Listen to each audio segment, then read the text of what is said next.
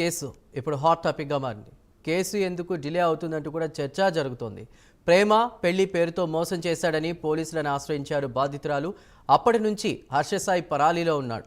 అతని కోసం పోలీసులు ముమ్మరంగా గాలిస్తున్నారు. అయితే హర్షసాయిపై కేసు నమోదైనప్పటి నుంచి అతను అజ్ఞాతంలోకి వెళ్లాడు. ఫోన్ కూడా స్విచ్ ఆఫ్ చేశాడు.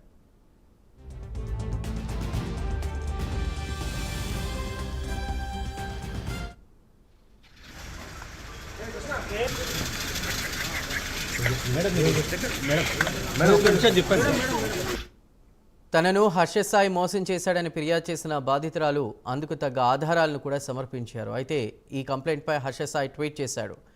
ఇక అవి నిరాధార ఆరోపణలని, డబ్బు కోసం ఇదంతా చేస్తున్నారని ఆరోపించి అడ్వకేట్ను రంగంలోకి దింపాడు.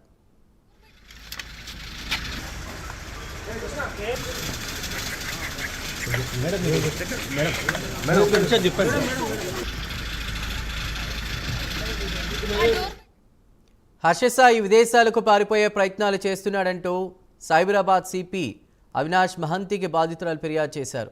సోషల్ మీడియాలో తను ట్రోల్ చేస్తున్న వారిపై చర్యలు తీసుకోవాలని కూడా విజ్ఞప్తి చేశారు ఆమె. హర్షసాయి జాడ కోసం గాలింపును ముమ్మరం చేశారు నార్సింగి పోలీసులు. స్పెషల్ టీంను రంగంలోకి దింపారు. మరోవైపు లైంగిక వేధింపుల కేసులో జానీ మాస్టర్ని ఇట్టే అరెస్ట్ చేశారు నార్సింగి పోలీసులు. మరి హర్షసాయి విషయంలో ఇంత డిలే ఎందుకనే చర్చ జరుగుతోంది.